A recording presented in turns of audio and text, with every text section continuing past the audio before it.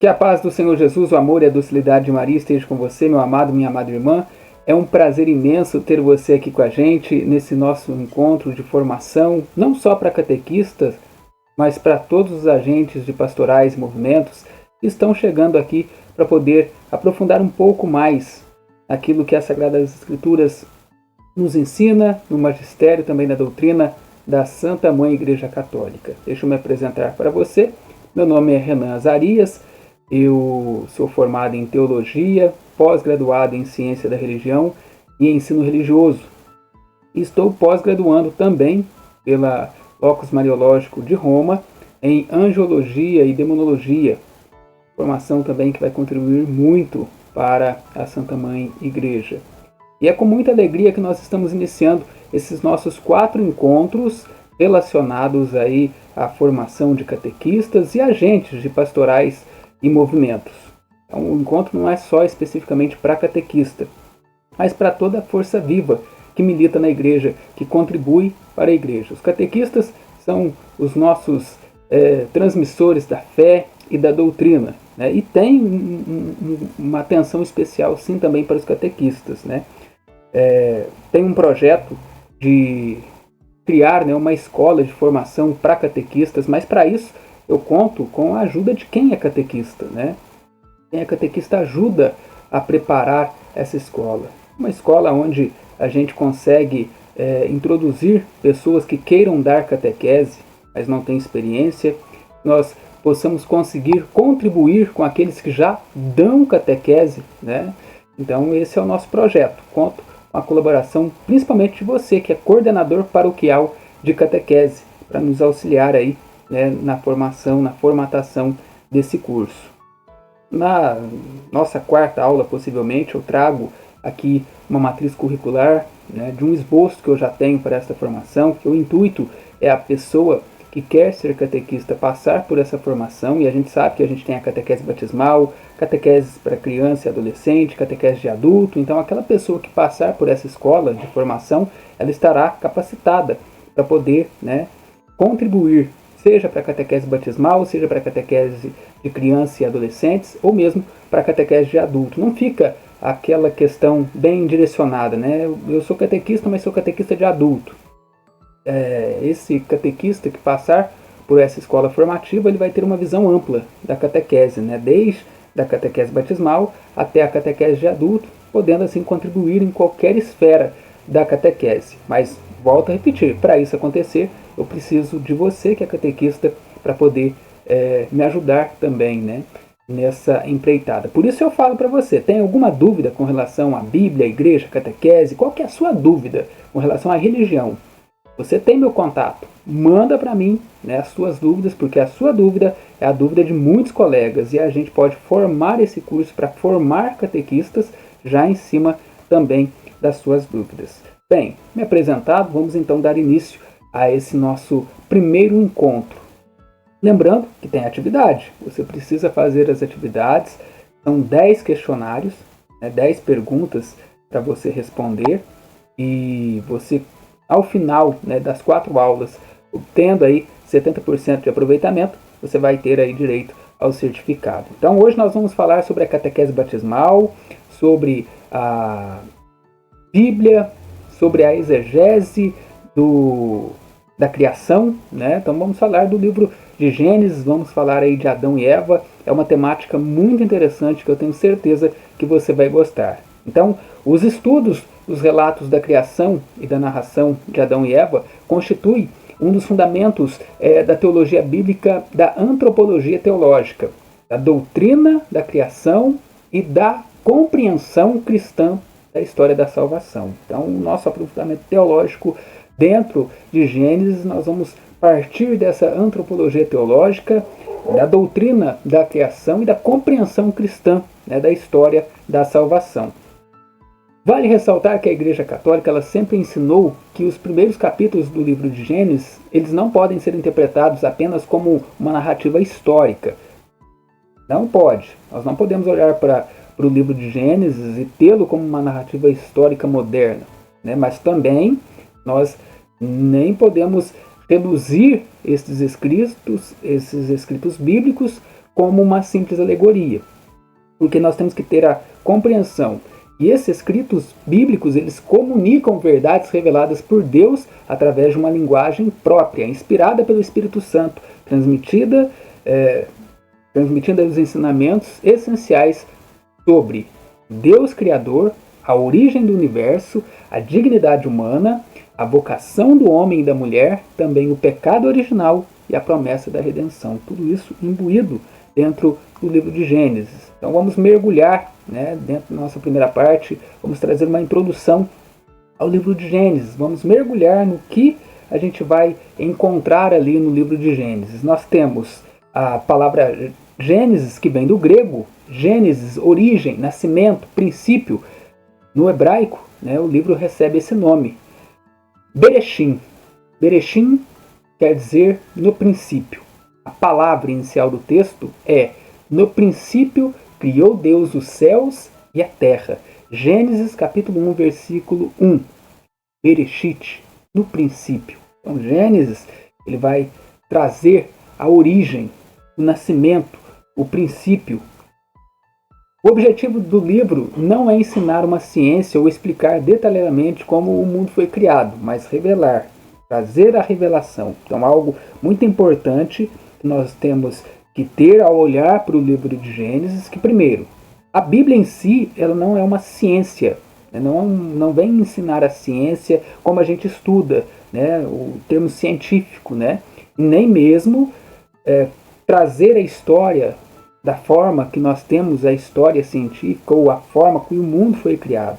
Não é com esse olhar que a gente tem que olhar do livro de Gênesis, porque não é essa a proposta do livro de Gênesis. A sua proposta é totalmente teológica, totalmente espiritual também. É revelar Deus, que é o Criador de todas as coisas, quer revelar que a criação é boa, que o ser humano foi criado à imagem e semelhança de Deus, que o pecado entrou no mundo por meio da desobediência, que Deus também nunca abandona, e Ele nunca abandonou a humanidade. E vem trazer a história da salvação que começa desde os primeiros capítulos da Bíblia. É isso mesmo, a gente pode ver que desde os primeiros capítulos da Bíblia já é nos trago a história da salvação. Então, a estrutura do livro de Gênesis é a seguinte. Primeiro, nós temos a história das origens, que é Gênesis capítulo 1, que vai até o capítulo 11. Esta primeira parte, ela vai apresentar os acontecimentos universais que dizem respeito a toda a humanidade. Depois, nós temos ali a criação do mundo, que é narrada em Gênesis 1 e 2, capítulos 1 e 2, porque Deus cria todas as coisas através da sua palavra e estabelece uma criação ordenada e harmoniosa. Então Deus ele cria de forma ordenada e harmoniosa. E o ensinamento principal é: tudo vem de Deus e possui finalidade dentro do seu plano de amor. Vamos falar de Adão e Eva a partir de Gênesis, capítulo 2 e 3. Vem trazer aí a criação do homem e da mulher, da sua comunhão com Deus e a entrada do pecado no mundo. O ensinamento principal é: o pecado ele rompe a amizade com Deus, mas Deus promete a redenção. Nós temos aí em Gênesis capítulo 4, aí já entra a figura de Caim e Abel, que mostra como o pecado afeta também as relações humanas, como a inveja também afeta as relações humanas. E o ensinamento principal é: a violência e o egoísmo são consequências do afastamento de Deus. Em Gênesis capítulo 6 ao 9 vai falar aí do dilúvio de Noé. É Deus que purifica a humanidade, preservando Noé e sua família. O ensinamento principal é que mesmo diante do pecado humano, Deus permanece fiel e misericordioso. Em Gênesis capítulo 11 nós já vamos entrar aí no relato da Torre de Babel. É a humanidade que tenta alcançar a grandeza sem Deus. Aí não dá certo, O ensinamento: o orgulho afasta o homem de Deus e gera divisão. Já a história dos patriarcas começa a ser narrada em Gênesis do capítulo 12 até o capítulo 50. Nós vamos ter aí o Abraão, que é pai da fé. Nós vamos ter aí no nosso segundo módulo, nós vamos aprofundar sobre Abraão, vamos falar também sobre Moisés, mas aqui fazendo o nosso resumo inicial em Gênesis, Abraão é o pai da fé. Deus chama Abraão para poder deixar a sua terra e confiar inteiramente em sua promessa. O ensinamento principal é a fé, resposta ao chamado de Deus. A fé é a resposta ao chamado de Deus. E aí a gente vai mergulhar aí por mais personagens dentro do livro de Gênesis. Vamos falar de Isaac, que é filho da promessa, através de quem a aliança continua, porque Deus é fiel às suas promessas. Jacó, que recebe o nome de Israel e torna-se pai das 12 tribos.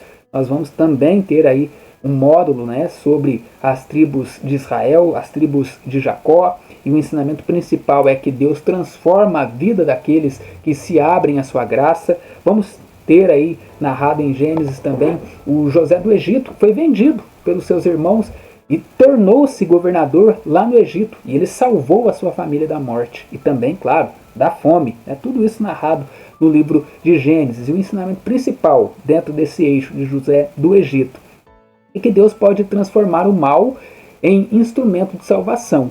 Né? Os principais temas teológicos que nós temos no livro de Gênesis: Deus Criador. Deus é o único, eterno, poderoso e criador de tudo que existe. A dignidade humana. O homem e mulher foram criados à imagem e à semelhança de Deus. Isso, né, é o fundamento da dignidade humana.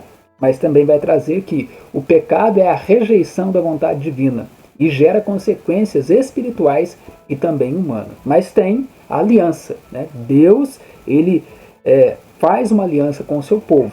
Desde Abraão, Deus ele estabelece uma relação de amor e também de compromisso com o seu povo. É a providência divina. Nós vamos ver muita providência divina no caminhar aí das Sagradas Escrituras, porque Deus conduz a história mesmo quando os acontecimentos parecem contrários aos seus planos.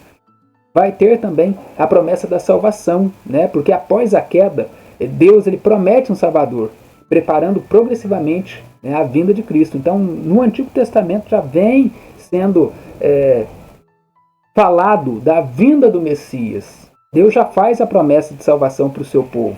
Né? E aí Gênesis ele tem uma relação com Jesus Cristo. Porque a igreja ela ensina que todo o Antigo Testamento aponta para Cristo. Né? Todo o Antigo Testamento vai apontar para Cristo. Nós vamos ter aí em Gênesis diversas prefigurações de Jesus. Adão ele é a figura de Cristo. Porque Cristo é o novo Adão. Eva é a figura de Maria. Maria é a nova Eva. O cordeiro oferecido por Abraão é a figura de sacrifício do próprio Cristo. José do Egito é a figura de Jesus que foi rejeitado, mas depois foi exaltado para poder salvar o seu povo. Então veja quanto apontamento que nós temos no Antigo Testamento para o Novo Testamento. Por isso, o livro de Gênesis ele é considerado o início da história da salvação, que alcança sua plenitude em Jesus Cristo. Vamos falar da autoria e a composição do livro de Gênesis. A tradição judaica ela atribui o Pentateuco, que são os 5 primeiros livros, né, Gênesis, Levíticos, Números, Deuteronômio, Êxodo, não falei aqui na sequência, mas são esses 5 livros, a Moisés. Né, a tradição vem de Moisés. Claro, fato é que não foi Moisés quem escreveu esses livros. Claro que ele trouxe ensinamentos nesses livros. E a gente vai ver aqui diferentes tradições dentro desse contexto. Mas algo que precisa também, um ensinamento que fica claro para vocês, é que embora esses 5 livros, Gênesis, Êxodo, Número, Deuteronômio, Levítico, seja dado, que são os 5 livros, né, Pentateuco, são dados, a tradição é dada a Moisés, mas assim, praticamente falando, não foi Moisés que os escreveu. Né? Quando eles começaram a ser escritos, Moisés já tinha morrido há muito tempo. Mas a tradição judaica ela atribui o Pentateuco a Moisés. Né? Isso é muito importante. Você também, como catequista, ou você que é agente pastoral em movimento, saber. Então, basicamente, 5 primeiros livros é atribuído tradicionalmente a Moisés. Não significa que foi ele realmente quem escreveu. Né? A gente, dentro da formação, aprofundamento para catequistas, essa proposta que eu trouxe para vocês lá no início, a gente vai ter um módulo, né, só para a Bíblia. E aí é onde a gente vai focar em muitas coisas nesse sentido aí com relação à Bíblia. Assim, a proposta é que seja uma formação que vai contribuir muito, né, pro catequista especificamente. Claro, para aquelas pessoas de outras pastorais e movimentos que queiram fazer também. Sempre bem-vindos e vai ter, né, conhecimento particular, né? Vai ter um conhecimento particular também para contribuir com a sua vida missionária. Mas vamos lá, vamos retomar aqui esse nosso campo da composição. A pesquisa bíblica moderna, ela reconhece um longo processo na composição inspirada por Deus, envolvendo diferentes tradições. Nós vamos mergulhar um pouco mais profundo nessas tradições. E aí, ela vai dizer muito para você entender o contexto do texto no qual você está lendo. Então, você entender essas tradições, elas vão te ajudar. Claro, calma, você está vendo isso tudo agora, fica tranquilo. E nos próximos passos aqui você vai começar a se familiarizar com toda essa questão. Nós temos a tradição javista, tem aí por símbolo J. Essa tradição javista, ela usa o nome de Deus como Yahvé, como você está vendo aí, nessas descrições aí. Nós temos a tradição eloísta, tem aí a letra E, né, a sua representação, e ela usa o nome de Deus como Elohim. Se você pega o Antigo Testamento, se você pega o livro de Gênesis, você vai ver esses nomes aparecerem. Quando esses nomes aparecem, você já começa a identificar. Opa, Yahvé, esse texto ele vem de uma tradição javista. Aqui chamou o Senhor, né, de Elohim. Então, já vem de uma tradição eloísta. Olha para você ver a profundidade que você começa a entender por trás do texto. Temos a tradição deuteronomista, representada pela letra D, ela dá uma ênfase na aliança. Então, os escritos que você vai ver, que está focado muito ali na aliança, ele vem dessa tradição deuteronomista. E a tradição sacerdotal. Essa ele traz mais uma ênfase litúrgica e teológica. Pode ficar tranquilo, e nós vamos aprofundar um pouquinho mais sobre essas 4 tradições, né? O que seria essas tais tradições aí? Javista, eloísta, deuteronomista e tradição sacerdotal. Imagina que Deus está sendo apresentado por 4 professores diferentes. Então você pega aí os 4 professores. Um que é da tradição javista, o outro da tradição eloísta, o terceiro professor da tradição deuteronomista e o quarto professor da tradição sacerdotal. Então você tem 4 professores que vão falar a mesma coisa, mas com uma ótica diferente, né? Um vai falar do amor e da proximidade de Deus. Esse é o professor javista. O outro vai falar da sua grandeza e mistério. É a tradição eloísta. E o outro vai ensinar como viver a aliança. É o deuteronomista. E o outro ainda, ele vai mostrar como adorar a Deus, como celebrar a sua presença. É a tradição sacerdotal. Ela está mais focada ali nos ensinamentos, no templo, essas questões aí. Então os 4, eles não competem entre si. Juntos eles oferecem uma visão mais completa do Deus revelado nas Escrituras. Então nós temos sim essas 4 tradições que passamos por aqui, a javista, a eloísta, deuteronomista e também a tradição sacerdotal. Quando você entende essas 4 tradições, quando você pega o texto bíblico, você começa a entender de qual tradição está sendo foi escrito, né, esse relato no qual você está lendo. Vamos falar dos capítulos 1 e 3 que refletem principalmente a tradição sacerdotal. Então Gênesis 1 é uma tradição sacerdotal. Gênesis capítulo 2 e 3 já é uma tradição javista. A tradição javista ela tem como característica principal, ela utiliza o nome Yahvé, Javé, para poder se referir a Deus. O nome Yahvé, o nome Javé, ele aparece em nossas Bíblias, normalmente traduzidas como Senhor, em letras maiúsculas. Já a tradição javista, ela apresenta um Deus muito próximo do ser humano. Deus ele conversa. Perceba, Deus, Adão e Eva. Deus ele conversa, Deus ele caminha, Deus ele procura. A partir do momento que Adão e Eva pecam, né, Deus procura eles. Deus intervém diretamente. Né? Então é a tradição javista. Então quando você pegando essas 4 características também, você já começa a identificar, né, a tradição que está escrevendo aquele texto, que está trazendo aquele ensinamento. É uma linguagem, ela é cheia de imagens humanas, para poder ajudar o povo a compreender a ação divina. Um exemplo, como eu mencionei, no Jardim do Éden, o Senhor Deus ele passeava pelo jardim à brisa do dia, Gênesis capítulo 3, versículo 8. Aqui, Deus é descrito caminhando pelo jardim. Não significa que Deus passou de corpo humano, passando ali pelo jardim. É uma forma pedagógica de mostrar a sua proximidade com o ser humano. A mensagem teológica, a tradição javista, ensina que Deus está próximo do seu povo, que Deus entra na história humana, que Deus deseja uma relação pessoal com cada pessoa e que o pecado ele rompe a amizade com Deus. Uma aplicação catequética para você que é catequista ou para você que é agente pastoral e movimento, vai trazer um ensinamento. Deus não é uma força distante. Ele é um Pai que caminha conosco e deseja a nossa amizade. Deus, ele caminha conosco. Deus é presente. Nós temos um Deus vivo. Vamos falar agora da tradição eloísta, que tem como uma característica principal utilizar o nome Elohim para poder se referir a Deus. Então, Javé, para a tradição javista. A gente vê também como nome Senhor, em maiúsculo em algumas bíblias. Já a tradição eloísta vai falar do Elohim. Elohim significa Deus, ou Deus Supremo. O Deus Supremo é o significado de Elohim. E a tradição eloísta ela vai enfatizar a transcendência divina. Deus é santo, Deus é misterioso, Deus está acima da criação. Enquanto a tradição javista ela destaca a proximidade de Deus, a tradição eloísta ela destaca a majestade de Deus. Exemplo, o chamado de Abraão. Abraão sai da sua terra, Gênesis capítulo 12, versículo 1. Deus ele fala como o Senhor absoluto da história. Sonhos e mensageiros é também uma figura dessa tradição.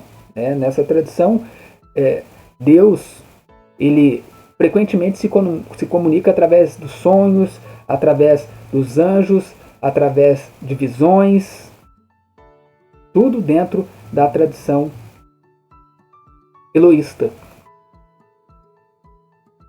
A mensagem teológica que a tradição eloísta lhe ensina. Deus é soberano. Deus conduz a história. O homem deve responder com fé e obediência. Não foi assim que aconteceu com Abraão? Ele respondeu com fé e com obediência. Sai da sua terra. Sai da sua terra, Abraão. Deus é maior que toda a criação. Então, na prática, o catequista, você que é agente pastoral e movimento, vai ensinar o quê? Que Deus é próximo, mas também é infinitamente maior do que nós podemos imaginar. Tanto que Deus não cabe na nossa mísera compreensão. E vamos aí falar da tradição deuteronomista, que tem como característica principal apresentar aí, ela está presente no livro de Deuteronômio, apresentar a aliança entre Deus e seu povo. Os autores eles procuram recordar constantemente ao povo que quem é Deus, tudo o que Deus realizou e a necessidade da fidelidade. Tudo isso dentro da tradição deuteronomista. A frase-chave que nós temos dentro dessa tradição é: escuta, Israel. Deuteronômio 6, capítulo 6, versículo 4. Nessa expressão ela aparece repetidamente: escuta, Israel.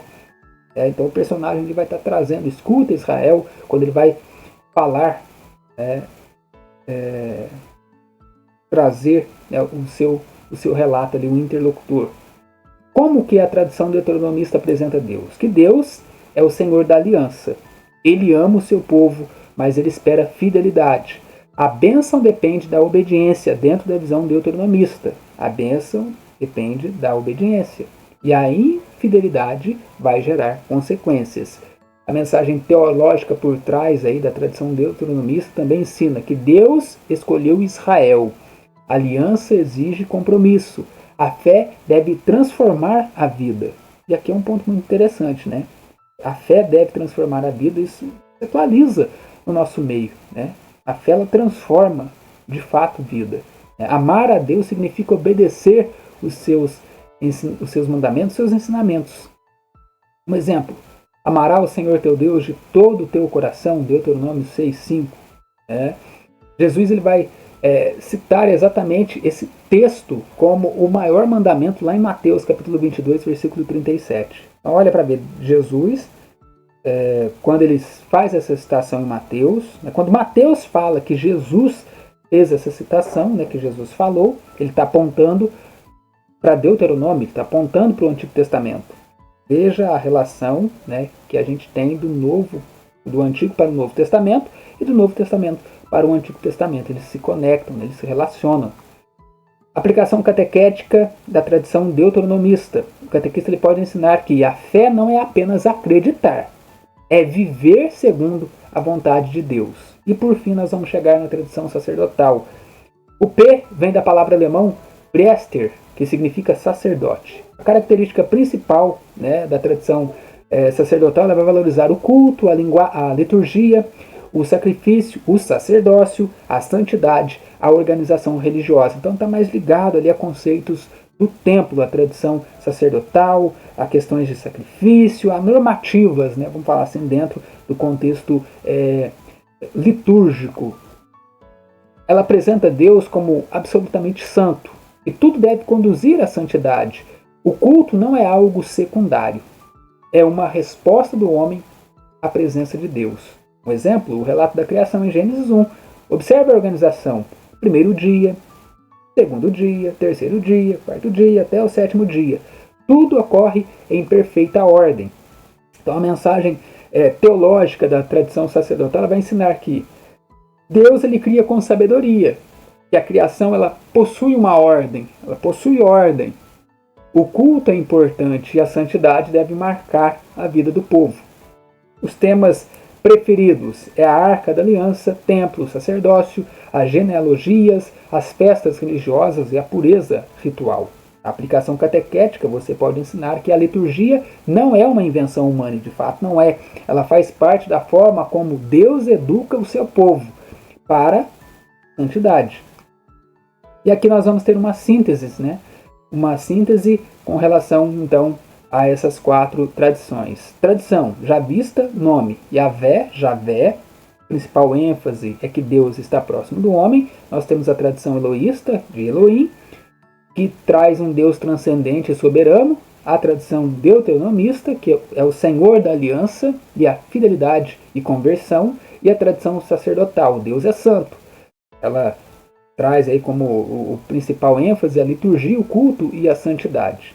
E a Igreja Católica ela não considera essas tradições como teorias que negam a inspiração divina. Pelo contrário, essas tradições elas ajudam a compreender como Deus revelou progressivamente a sua vontade ao longo da história. Então lembra, 4 professores, cada um ensinando de uma ótica diferente e todos contribuem nesta caminhada. Então, como ensina a Constituição Dogmática Dei Verbo, a revelação divina foi transmitida por autores humanos inspirados pelo Espírito Santo, utilizando diversos gêneros literários, tradições e contextos históricos. Que assim é importante a gente entender que Deus ele comunica com a gente de uma forma que a gente consegue compreender. Então Deus ele vai usar, o próprio Jesus ele fazia isso, ele vai usar elementos que a gente tem, a gente compreende, Porque senão, se ele falar com o outro de outra forma, se ele usar uma linguagem que a gente não compreende, não vai resolver nada. Ele vai usar elementos que o povo tem conhecimento, obviamente, para poder comunicar. Vamos então agora fazer uma exegese de Gênesis capítulo 1. Espero que você esteja gostando. É muita teoria, gente? É muita teoria porque o nosso encontro formativo ele parte por esse caminho. Mas é uma teoria que traz aprofundamento. Veja o quanto você já mergulhou nesses nossos primeiros minutos de aula. O quanto você já mergulhou dentro do livro de Gênesis. Vamos lá. Contexto histórico do livro de Gênesis. O relato sacerdotal provavelmente ele foi consolidado durante ou após o exílio da Babilônia, século 6 a.C. Israel estava cercado por mitologias que afirmavam que o universo surgiu de guerras entre deuses. Vamos lá, vamos melhorar a explicação para você. O livro de Gênesis ele começa a ser escrito no exílio da Babilônia. Lembra quando eu falei para vocês dos 5 livros da tradição, o Pentateuco, né, inclusive Gênesis, é dado a Moisés? A tradição fala que é Moisés, mas eu falei para você que quando ele começou a ser escrito, Moisés já tinha morrido há muito tempo. A Bíblia ela foi transmitida de forma oral. Então, no exílio da Babilônia, claro, tem alguns textos, inclusive de Esther, que foi já escrito antes ainda do exílio da Babilônia. Tem uns textos aí que são antigos, mas até mesmo no livro de Gênesis. Mas assim, a gente fala que a Bíblia começou a ser escrita a partir do exílio da Babilônia. Claro, para responder questões, né? Óbvio, questões religiosas e culturais daquele tempo. Então aqui já temos um apontamento. O povo de Israel, que estava exilado na Babilônia, eles estavam cercados por mitologias e os ensinamentos, né, dos babilônios, dos persas, das outras culturas, que o universo tinha surgido através de guerras entre deuses. Até porque a religiosidade persa, a religiosidade babilônia, tinham vários deuses, né? E os deuses guerrilhavam entre eles para ver quem era mais forte, né? Então, por isso que nós somos da tradição monoteísta. A tradição cristã ela é monoteísta. E a tradição também, né, não só nós como cristãos, né, mas nós temos também aí os muçulmanos. O Deus para eles é Alá. Né? Alá é Deus. Eles não são cristãos, porque eles não creem, os muçulmanos não creem em Jesus Cristo. Eles respeitam Jesus Cristo. Precisa ficar bem entendido. Eles respeitam Jesus Cristo, mas Jesus Cristo para eles foi um profeta. Né? O islamismo, muçulmanos, grande parte, são da religião islã, né? Então, para o Islã, Maomé é o último profeta. Antes de Maomé veio Jesus Cristo. Então eles têm Jesus, respeitam muito Maria Santíssima, mas eles têm Jesus como um profeta. Jesus para eles foi um profeta, mas eles têm Alá. Alá é Deus, o Deus Criador. Então são as 3 religiões monoteístas. É o judaísmo, que é a religião de Jesus, a gente precisa deixar isso claro. Jesus, antes de Jesus, até a vinda dele, não tinha cristianismo. O cristianismo nasce a partir de Jesus. Nós somos cristãos a partir de Jesus. Então, ou seja, as 3 religiões monoteístas é o islamismo, o judaísmo e o cristianismo. E aí, dentro do cristianismo, católicos e protestantes. Nós cremos, enquanto cristãos, né? E aí cristãos são apenas católicos e protestantes. Então nós cremos em Cristo, por isso nós somos cristãos. Mas nós sabemos que tem um Deus, que é o Deus Criador. No nosso caso, nós temos a Trindade, Deus Pai, Deus Filho e Deus Espírito Santo, os 3 em 1. Né? Mas, para os judeus, só tem Yahvé, Yahvé, Elohim, é só um Deus. Os judeus, eles usam esse pentagrama, né, o Yahvé, porque eles não pronunciam o nome de Deus, mas é um Deus, eles professam um Deus. Né? Assim como também, repito, no islamismo, eles têm Alá, né, como o Deus. Agora, se a gente pegar ali o profeta Elias, quando ele vai rezar ali, né, para ver quem é o verdadeiro Deus diante dos profetas de Baal, ali nós já temos ali o contexto daquele povo, do povo persa, do povo babilônio. Por quê? Porque eles tinham outros deuses, assim como a cultura grega, né? Tinha Zeus, Afrodite, enfim, deuses e deusas. Nas outras culturas, a cultura egípcia tinha outros deuses. E aí a tradição de Judá, né, o povo de Judá, o povo de Israel, né, os judeus, eles trazem, não, pera lá, só existe um Deus, não existe outros deuses. Deus só existe um. E aqui eu uso como um exemplo, né, Elias, né, quando ele tem ali, vamos falar assim, a sua disputa contra os deuses de Baal. Por quê? Porque eles estão centralizando. Por isso, e o livro de Gênesis, aqui nós estamos falando de Elias, vai vir mais adiante, mas o livro de Gênesis já vai fazer esse apontamento dentro dessa questão. Né? O povo judeu eles estavam cercados aí por mitologias que afirmavam que o universo ele surgiu de guerras entre deuses. Né? A guerra entre deuses é que surgiu aí, fez surgir o universo. Entre elas, Enuma Elish, que é da Babilônia. a epopeia de Gilgamesh, tem os mitos cananeus. Então, olha quanta coisa envolvida nesse meio, né? O autor inspirado, ele vai responder, né, a essa cultura, essa visão que afirmava aí que o universo ele surgiu entre guerra de deuses, que o mundo não nasceu do caos. Então, para a cultura, para ainda simplificar para você, para a cultura religiosa persa, babilônica, o mundo surgiu do caos.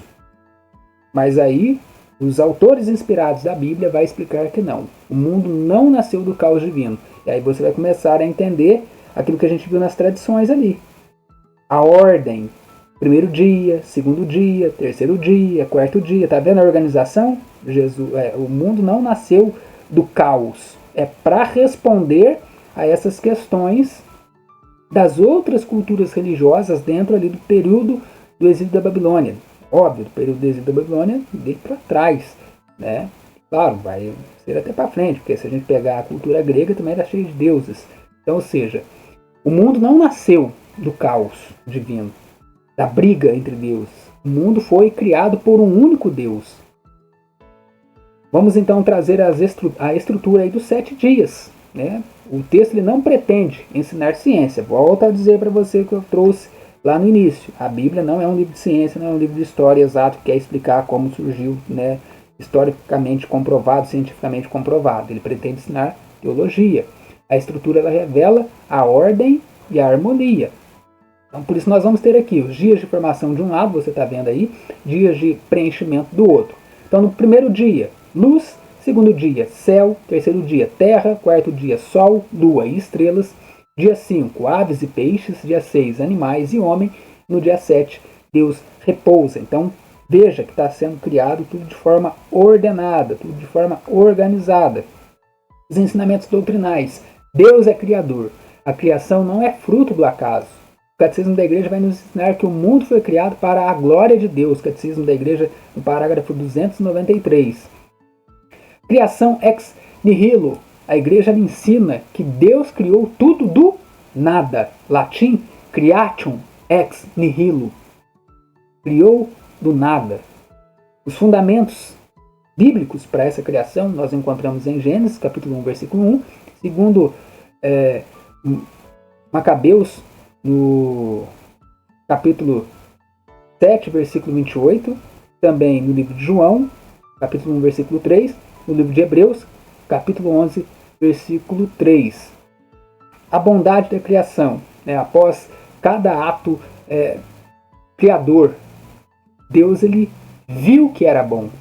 A gente, vendo ali no relato da criação, a gente vai ver a fala de Deus. Deus viu que era bom. A matéria não é má.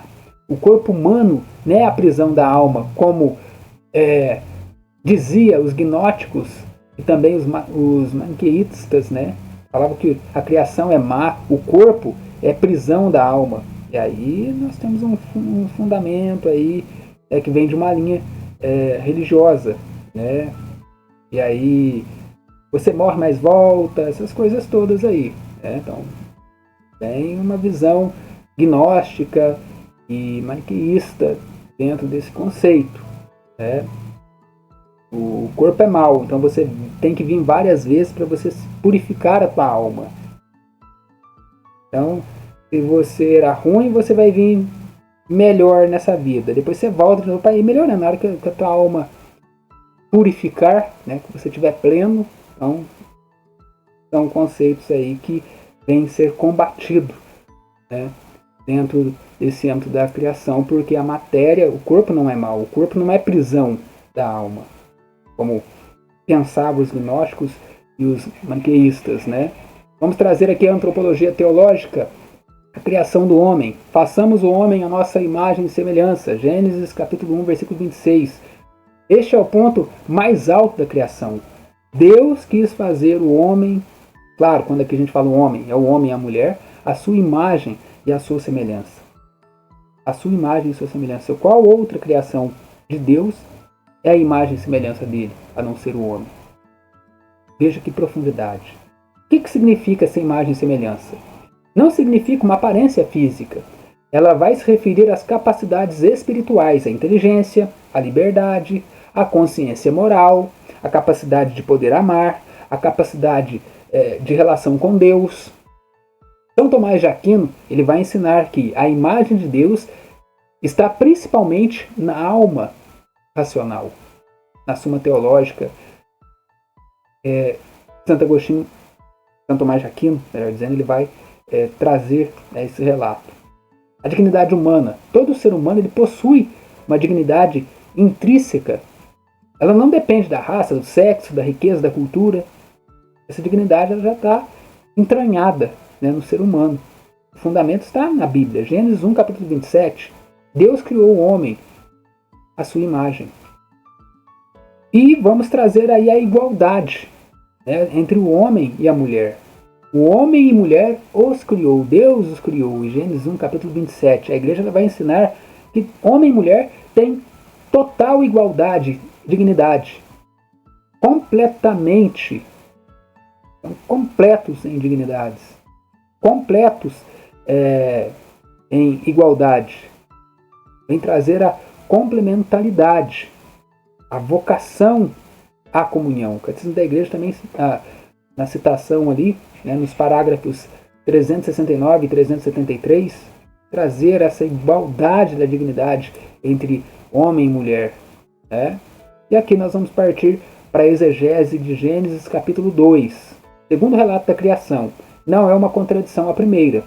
É outro enfoque teológico. Deixa eu aqui só contar uma coisinha para vocês, que quem vier futuramente a passar por esse processo da escola de catequistas, né? Nós vamos, dentro do eixo da Bíblia, nós vamos aprofundar mais sobre isso, mas já quero falar para você aqui, ó, o capítulo 2 de Gênesis, ele é mais antigo do que o capítulo 1, tá fora de ordem, viu? Mas Gênesis 2 é mais antigo do que Gênesis 1. Então vamos lá. Segundo o relato da criação, não é uma contradição, ele é um outro enfoque teológico. Em Gênesis 1, é uma visão cósmica. Em Gênesis 2, é uma visão antropológica. Vamos trazer aí o Jardim do Éden, que representa a harmonia com Deus, a harmonia consigo mesmo, a harmonia com o próximo e a harmonia com a criação. A árvore da vida ela vai representar a vida divina, a comunhão eterna com Deus. A árvore do conhecimento ela vai representar os limites morais estabelecidos por Deus.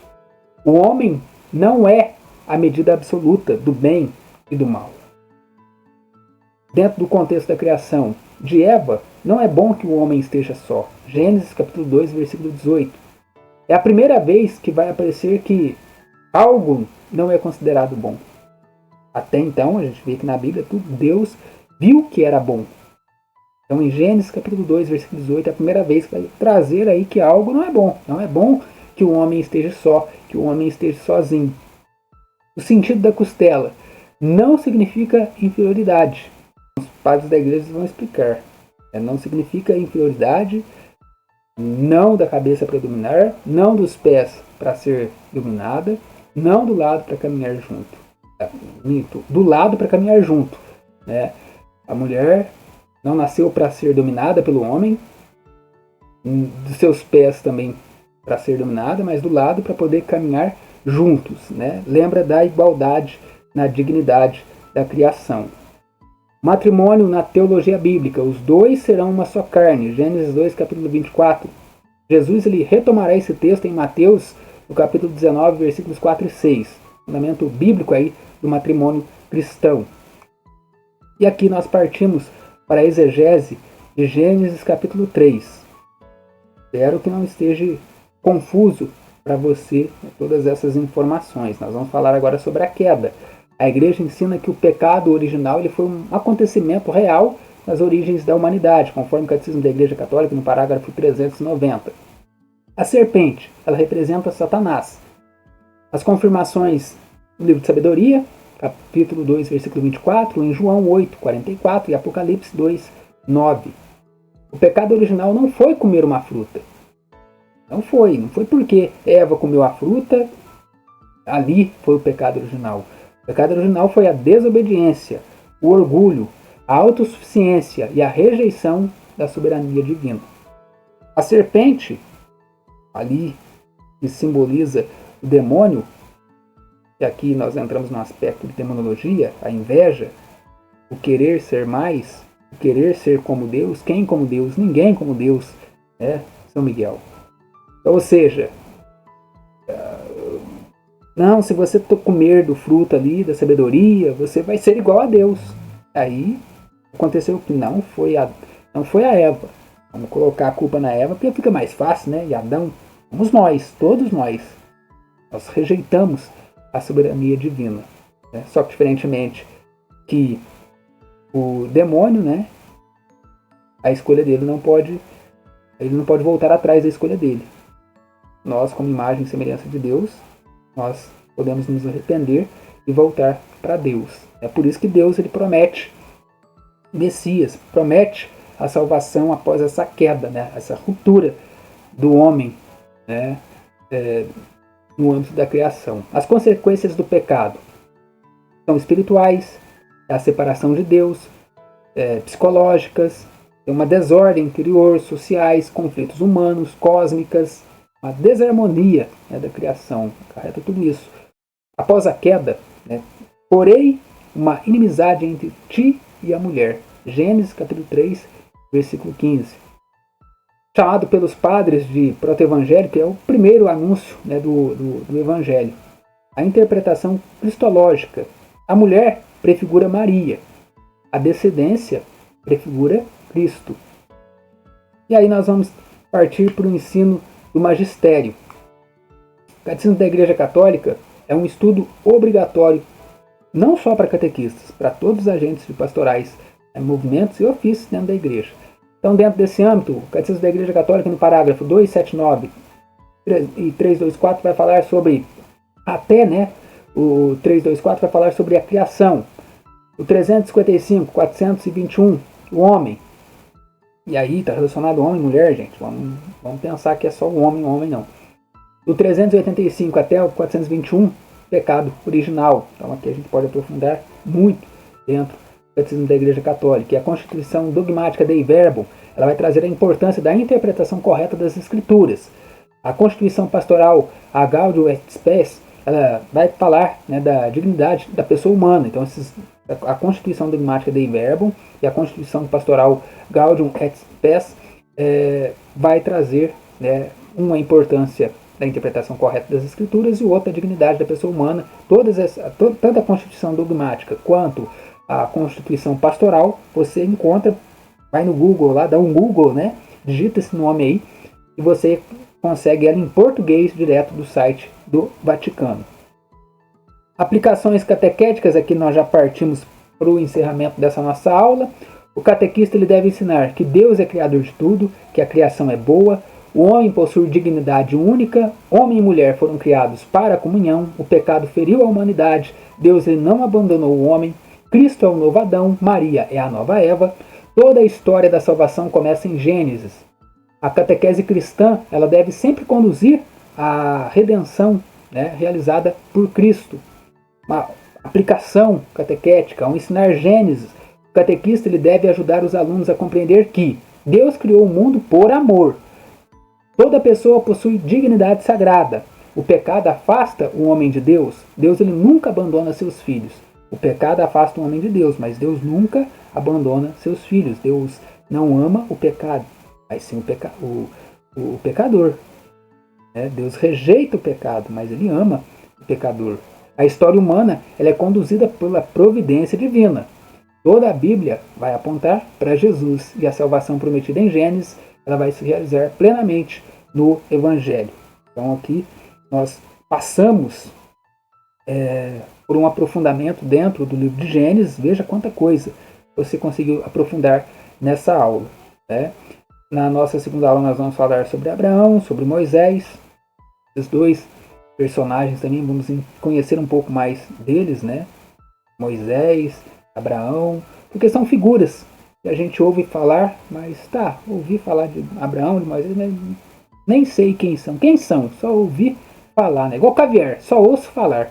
Né? Então a gente vai dar uma aprofundada nesses personagens também. Depois vamos trazer as 12 tribos de Jacó, de Israel, foi citado aqui também, que é narrado no livro de Gênesis. Vamos aprofundar um pouquinho mais nas 12 tribos. Tá vendo como que são questões que como catequista, como agente pastoral em movimento e ofício, te ajuda. Veja quanta informação você pôde absorver nesse nosso encontro de hoje, nessa nossa aula de hoje. Veja quanta riqueza. E por isso, mais uma vez, eu repito, principalmente para você que é catequista, mas vale para todos os agentes pastorais, movimentos e ofícios dentro da igreja. Meu sonho, eu conto com você para me ajudar a realizar esse sonho, é criar uma escola. O nome é Escola Catequistas, mas lembre-se, todo mundo é catequista. Todo aquele que ensina, todo aquele que anuncia é um catequista, né? Mas eu tenho esse objetivo de poder ajudar aí a formar né, os catequistas que já estão na missão como catequistas, mas principalmente também aqueles que querem começar, mas não sabem por onde começar e chega perdido, né? A gente sabe que a realidade é essa. Gente, a minha tese da teologia para o meu TCC foi em cima da catequese, então eu fiz uma pesquisa de âmbito nacional, então há muita diferença na catequese no Brasil. Nós sabemos que aqui, em particular, né, na Diocese da Campanha, ela trabalha no eixo junto com a Arquidiocese de Pouso Alegre e a Diocese de Guaxupé. O trio, né, as três dioceses trabalham juntas, mas Diocese São João del Rei já é uma outra estrutura. E aí, quando a gente olha para o Brasil, é totalmente diferente. Tem catequese que crianças entram antes dos 7 anos. Tem lugares que começam com 7 anos, tem lugares que começam depois. Então, são diversas realidades. E aí, claro, dentro desse estudo que eu fiz de âmbito nacional, eu vou dar uma neutralizada. Então, o catequista ele vai entrar, como eu mencionei lá no início, nessa escola, e ali, claro, a gente não vai falar só de catequese, tema bíblico, nossa, vai ter muita coisa, é muito conteúdo, né? São vários eixos de estudos, mas ele vai sair dali, né, mais preparado. Quando ele chegar ali no coordenador da catequese da paróquia, se o coordenador precisa de um catequista para adulto, essa pessoa está capacitada para poder dar a catequese de adulto. Se é para criança e adolescente, para criança e adolescente. Mas a catequese batismal, tá lá.